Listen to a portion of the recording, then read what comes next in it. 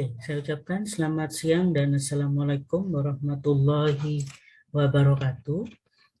Pada video pembelajaran hari ini kita akan membahas mengenai soal-soal latihan, yaitu masih di bab yang sama, yaitu sifat koligatif larutan, dengan subbab soalnya tentang kenaikan titik didih larutan.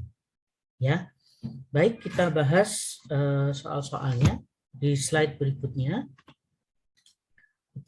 Soal yang pertama, massa air yang harus disediakan untuk melarutkan 45 gram urea dengan MR 60 agar larutannya mendidih pada suhu 101,95 derajat Celcius dengan KB air diketahui 0,52 adalah berapa gram, gitu ya. Jadi berapakah massa air yang harus disediakan?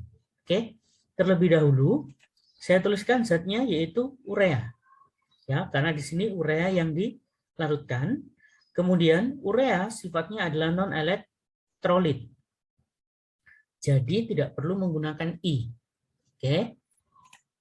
Kemudian berikutnya massa ureanya adalah 45 gram dengan MR 60. Kemudian TB larutan. Perhatikan di sini ada kata mendidih pada suhu 101,95. Karena suhunya sudah di atas 100, maka pasti miliknya larutan. Nah, berarti larutannya adalah urea ditambah dengan air. Kalau sudah, kemudian KB airnya diketahui 0,52. Kemudian yang ditanyakan adalah massa airnya.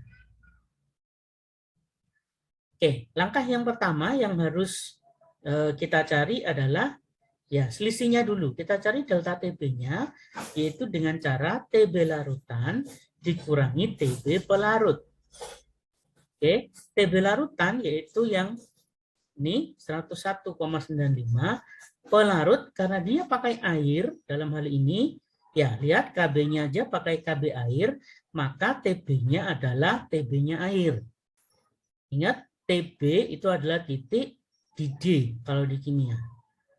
Maka titik didihnya air hanya 100 derajat Celcius. Maka 101,95 dikurangi 100 terlebih dahulu. Maka hasilnya adalah 1,95 derajat Celcius.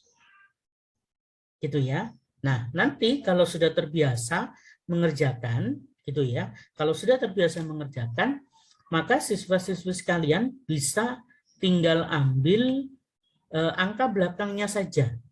Jadi angka 100-nya dihilangkan, tinggal ambil selisihnya saja.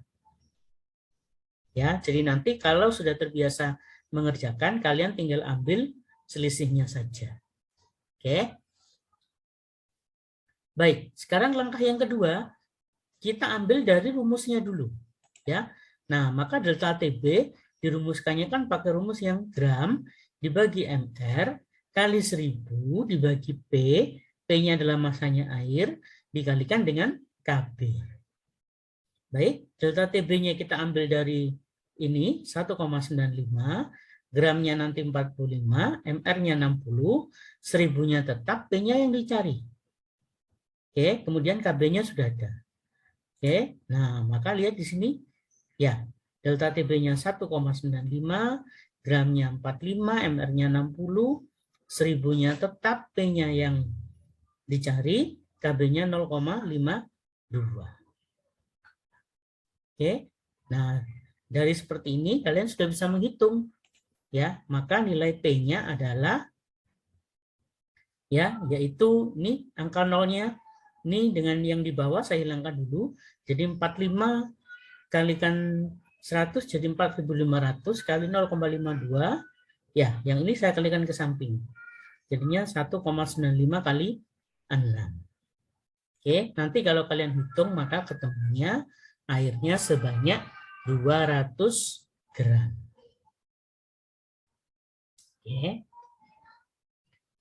Bisa difahami ya. Baik, kita ke soal berikutnya. Soal berikutnya. titik didih larutan glukosa 5%. Ya, berapakah titik didih larutan glukosa yang 5%? Maksudnya, jika Kb-nya air 0,52 dan MR-nya glukosa 180. Oke. Baik, kita tulis dulu, dibiasakan ya. Jadi kita harus teliti dalam hal ini ya. Dibiasakan kita menulis zatnya dulu, lalu kita tentukan apakah dia elektrolit ataukah non. Ya, karena itu penting. Oke. Nah, karena dia sifatnya adalah non elektrolit berarti tanpa I. Oke. Kemudian ya, masanya glukosa di sini diketahui 5%. Masih ingat, setiap ada persen anggaplah seperti gram. Ya, maka 5% saya menulisnya adalah 5 gram. Oke, dengan MR 180. Kalau sudah, masanya air berarti 100 dikurangi 5, yaitu 95. Gitu ya. Nah, MR-nya enggak pakai juga enggak apa-apa. Ya. Kemudian nah, Kb-nya air adalah 0,52.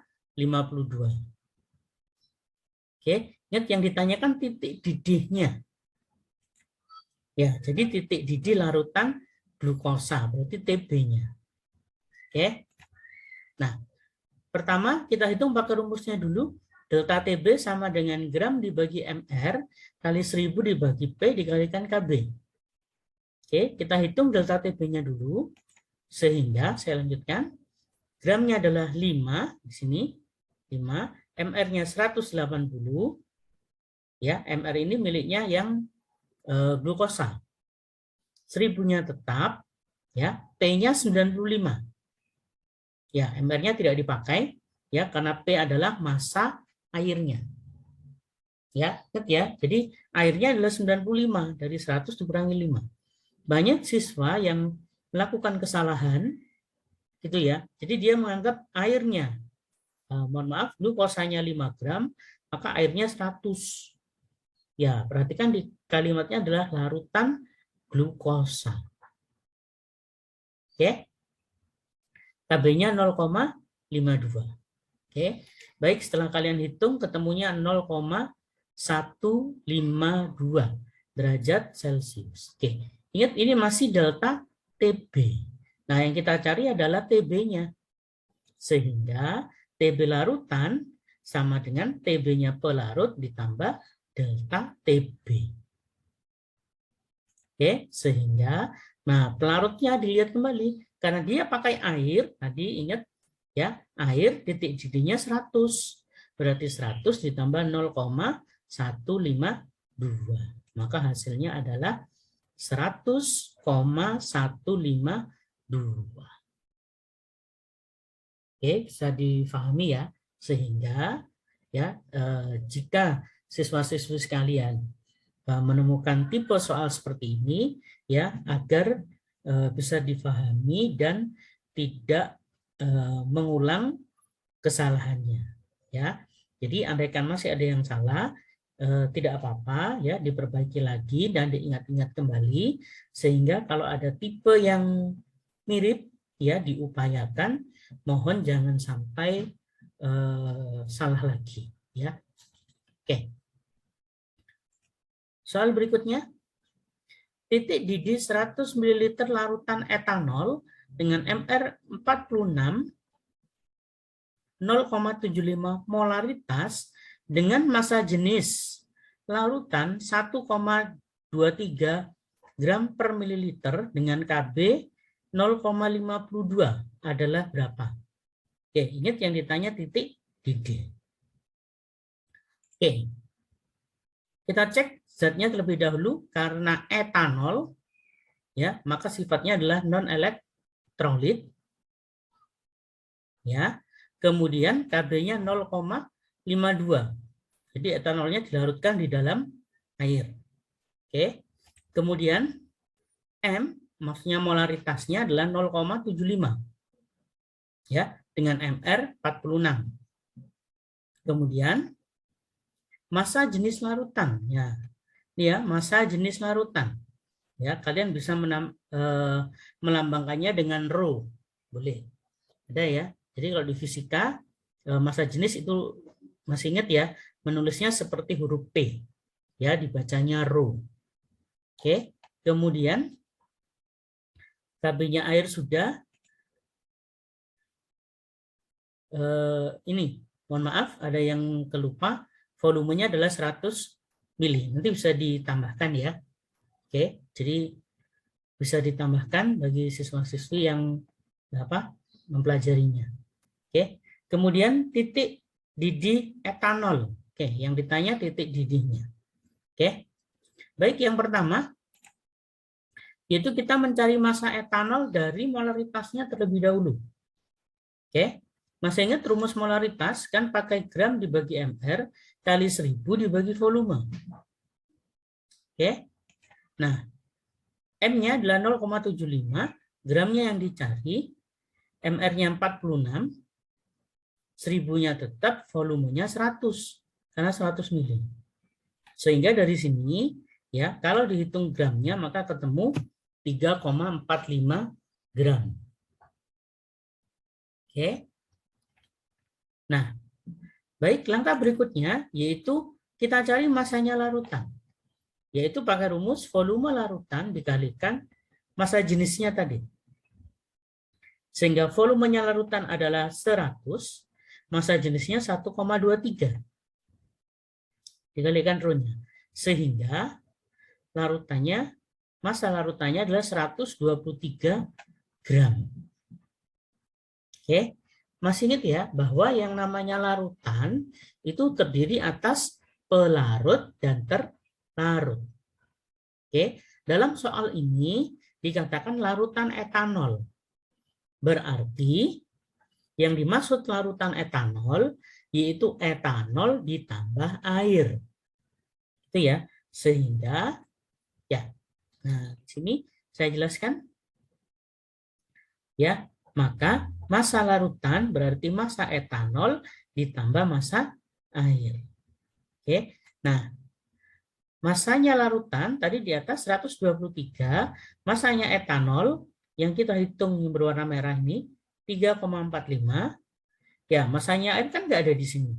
Ya, sehingga kita cari. Ternyata massanya air adalah 119,55. Oke, kalau sudah, nah baru masuk ke rumus delta TB-nya. Ya, ingat gram dirumuskannya gram dibagi mr kali 1000 per P. Ingat, P di sini adalah massa air.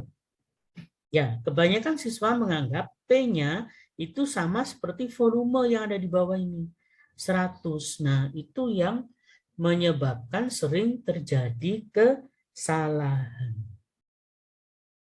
Oke, saya lanjutkan ya, maka langsung dikalikan dengan KB-nya. Sehingga delta TB, gramnya adalah dari yang bawah ini, 3,45 per 46, yaitu MR-nya, kali 1000 per P-nya air.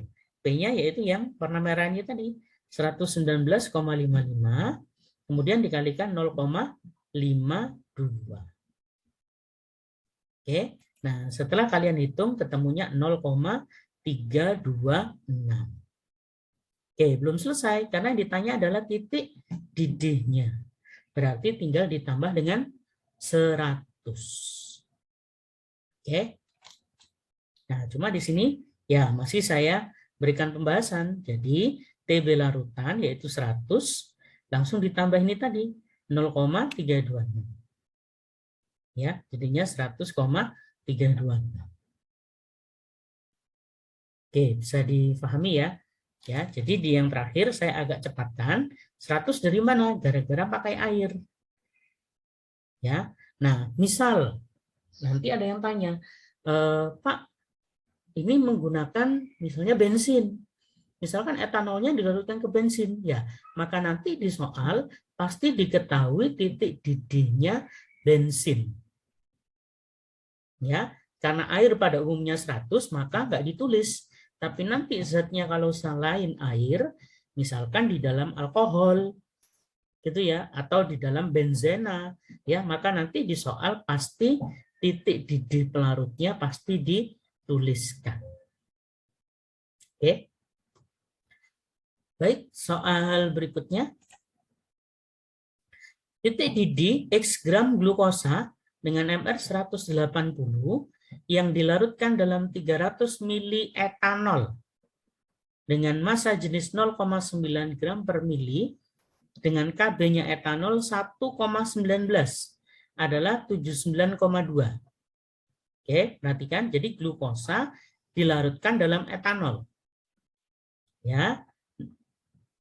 Jadi glukosa dimasukkan ke etanol, ternyata titik didihnya 79,2. Nah, perhatikan di sini, jika titik didih etanolnya 78,2, berapakah nilai X-nya? Oke, pembahasannya saya tuliskan dulu seperti ini. Glukosa dilarutkan dalam etanol. Ya, karena dia bukan pakai air, maka saya tuliskan dulu ya, biar siswa-siswi sekalian bisa memahami. Kemudian, nah, perhatikan karena glukosa yang dilarutkan, maka glukosa kan sifatnya non-elektrolit. Oke, yang lain yaitu masanya glukosa sebesar X karena dimisalkan dengan MR 180, kemudian volume etanol ya di sini 300 ml dengan Kb-nya 1,19 ya. Kemudian massa jenis etanolnya 0,9 ya. Ya di sini massa jenis. Oke. Kemudian Tb larutan. Ya, perhatikan ini nilainya ada dua ya. Ada yang angkanya pasti besar, ada angka yang kecil. Perhatikan, kalau untuk TB, kalau untuk titik didih, angka yang besar pasti miliknya larutannya. Gitu ya. Sedangkan angka yang kecil, ya, yang 78,2 pasti miliknya etanol. Ya, perhatikan di sini titik didih etanolnya 78,2. Ya. Nah, kalau ada yang bentuk seperti ini, kalau TB-nya ada dua, ada yang larutan, ada yang miliknya etanol. Perhatikan di sini tadi kembali ke awal bahwa yang dimaksud larutan di sini yaitu glukosa dimasukkan dalam etanol.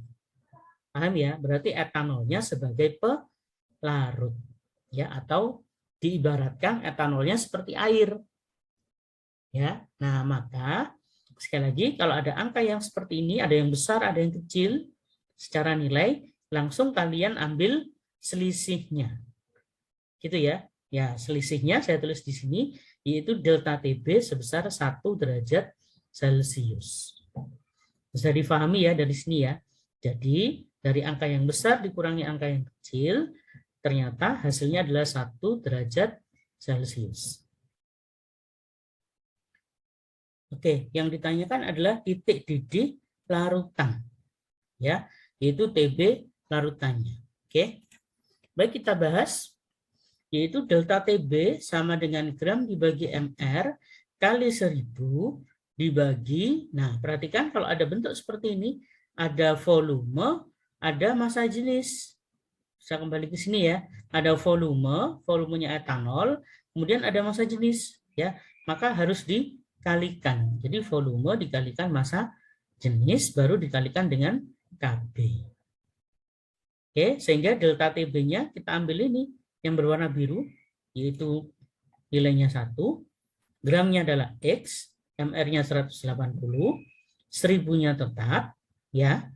Kemudian volumenya 300, massa jenisnya 0,9, lalu Kb-nya 1,19. Ya, nah nanti oke, kurang lebih seperti ini menghitungnya. Jadi 18 kemudian kali 3 kali 0,9 dibagi 1,19. Oke, bisa ya. Lihat di sini, ini kan ada 1000, kemudian nolnya di bawah juga ada 3 ya. Sehingga atas dan bawah bisa saya coret ya, sehingga ketemunya 18 kali 3 kali 0,9 dibagi 1,19. Oke, sehingga hasilnya adalah kurang lebih 40,84 gram.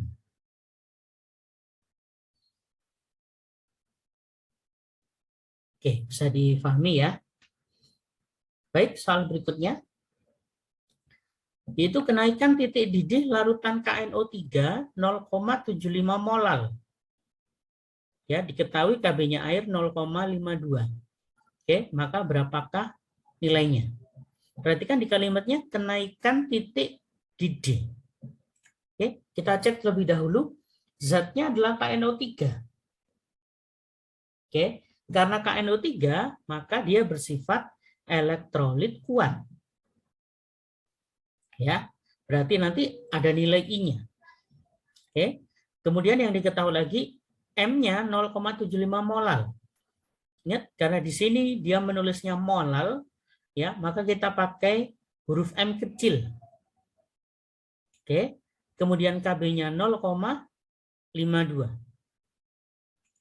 Oke, yang ditanya kenaikan. Berarti delta Tb. Oke. Nah, karena sebelumnya elektrolitnya jenisnya kuat, zatnya kita ionisasi dulu. Jadi KNO3 terurainya menjadi K positif ditambah NO3 negatif 1. Oke. Nah, perhatikan ternyata ada satu ion positif dan satu ion negatif. Oke. Sehingga dari sini ionnya ada 2 atau M-nya ada 2. Oke. Kemudian karena nilai alfanya tidak ada, maka dianggap 1. Oke. Nah, maka nilai I-nya sama dengan nilai N. Masih ingat ya, jika nilai alfanya sama dengan 1, maka nilai I-nya atau dibilangnya faktor Van Hoff, nilainya akan sama dengan N-nya. Oke. Kalau sudah, maka kita masuk ke rumusnya. Delta TB sama dengan M kali KB kali I. Nah, ya, I-nya jangan lupa. Sehingga kalau sudah M-nya 0,75, ya, KB-nya 0,52, I-nya kali 2. Ya, jadi ini tinggal dikalikan saja. Sehingga ketemunya 0,78 derajat Celcius. Ya. Oke, misalkan kalian lupa, Pak, saya lupa mengalikan 2, tidak dikalikan 2. Ya, kalau tidak dikalikan 2 ketemunya 0,39. Lihat, jawabannya ada. Ya, jadi awas bentuk-bentuk seperti ini itu jawabannya juga ada. Itu ya. Jadi misalkan kita lupa harusnya dikalikan 2 tapi lupa belum dikalikan 2, ternyata jawabannya juga ada. Ya. Oke, jadi mohon untuk lebih teliti kembali, ya. Oke, soal berikutnya. Nah, larutan urea dengan MR60 mendidih pada suhu 105,2 derajat Celcius dan tekanan 1 atm. Jika Kb air 0,52 yang ditanyakan kadar urea dalam larutan tersebut. Oke, saya ingatkan kembali seperti halnya yang tadi, larutan urea itu artinya urea ditambah dengan air. Ya, jadi nanti kalau ditanya gurunya di kelas, kalau larutan gula bagaimana? Atau ditanya larutan gula asalnya dari mana? Gula ditambah air, gitu ya. Kalau ditanya larutan glukosa dari mana? Dari glukosa ditambah air. Paham ya? Jadi pengertian larutan itu seperti itu. Oke. Kalau sudah, lihat yang diketahui. Nah, karena urea maka bersifat non-elektrolit. Jadi nggak ada masalah. Kemudian TB larutan, ya karena dia tadi mendidih 105,2 derajat Celcius. Oke, dengan MR60. Ya, tekanannya nggak usah dilihat, nggak apa-apa. Ya, kemudian KB-nya 0,52. Oke, kemudian, nah karena airnya nggak ada, maka kita misalkan sebanyak 100 gram. Ya, mau 100 boleh, mau 1000 boleh, nggak ada masalah. Oke, cuma ya untuk mempermudah, ya, untuk mempermudah perhitungan gitu ya. Kita misalkan saja dia 100 gram. Oke.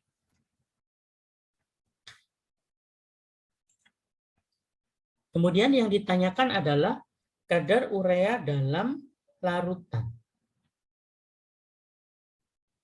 Ya, baik. Pertama, ya, kita lihat dari delta TB-nya terlebih dahulu. Oke, kita lihat dari delta TB-nya terlebih dahulu.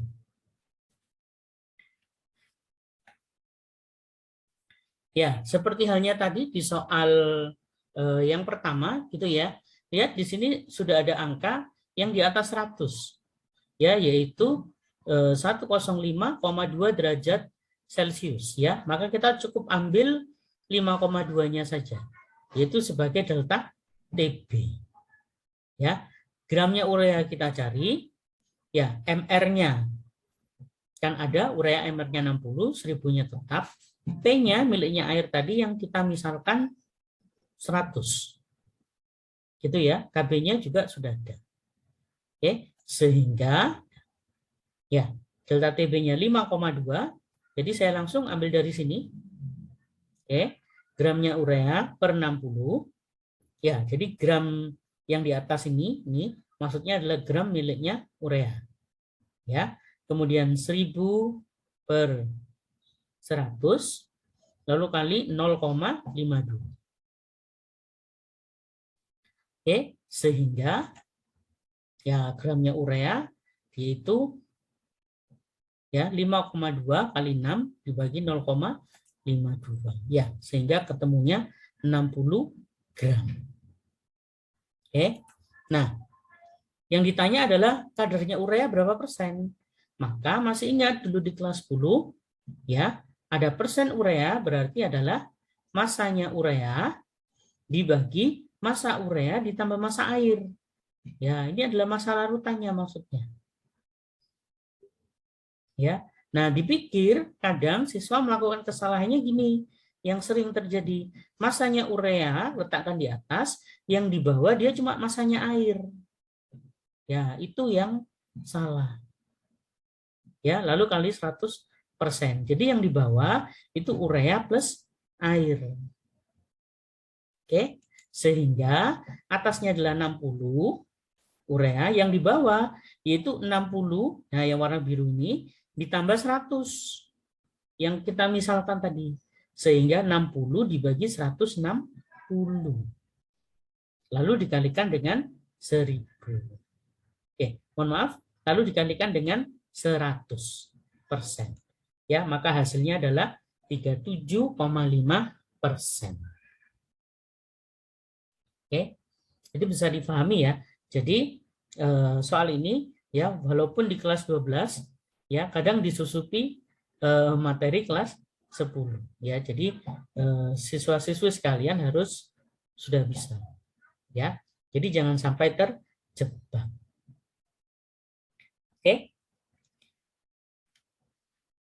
Oke, baik, ini soal yang terakhir. Sebanyak 6,5 gram garam dapur dilarutkan dalam 100 gram air, ya. Kemudian larutan mendidih pada suhu 101,04.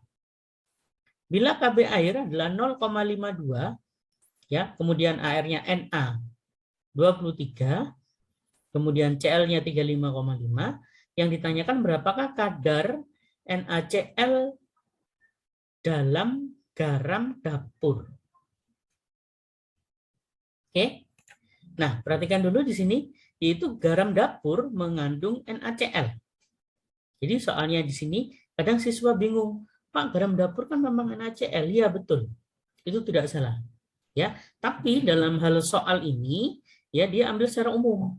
Karena garam dapur itu bisa saja di dalamnya ada mengandung NaCl, ada NaBr, gitu ya, ada NaI, natrium iodida ya, dan teman-temannya yang lain, gitu ya. Nah, intinya istilahnya di sini garam dapurnya sebagian mengandung NaCl.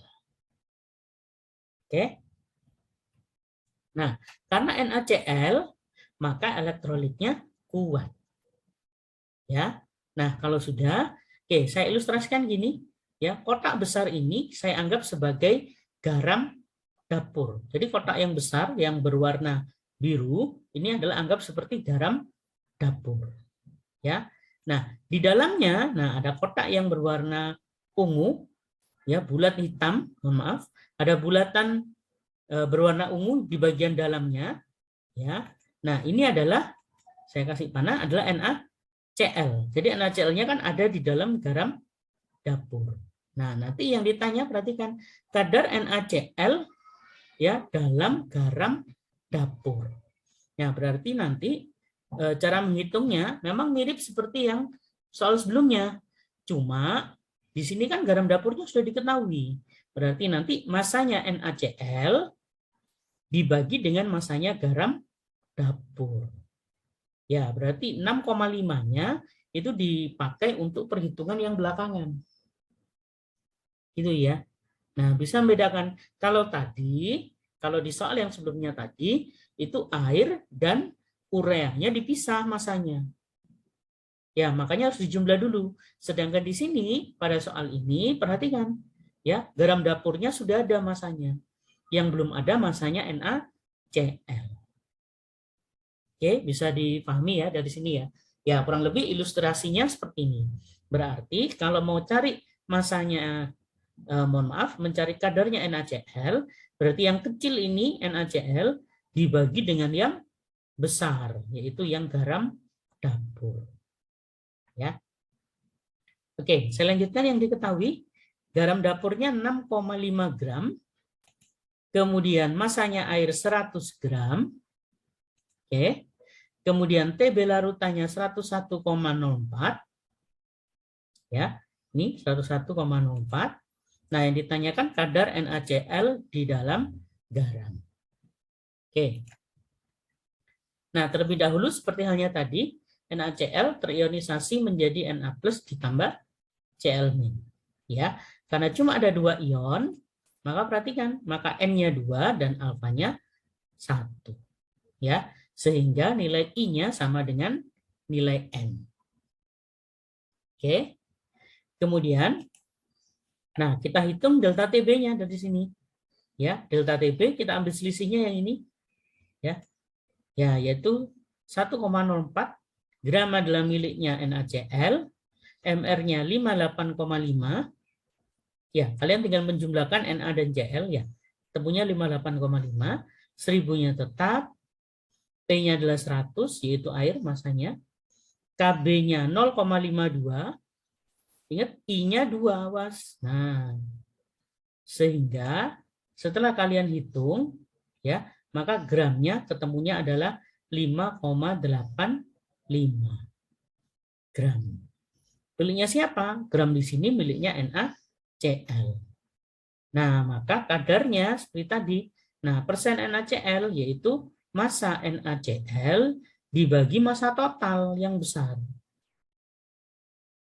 Ya. Nah, sehingga 5,85 massa garam dapurnya adalah 6,5 dikalikan 100%. Ya. Nah, kadang di sini banyak siswa yang salah. Yang salahnya apa? Ya, dia menjumlahkan mirip seperti soal yang sebelumnya tadi dipikirnya, ya. Jadi dia menjumlahkan 6,5 ditambah 5,85. Nah, yang di bagian bawah.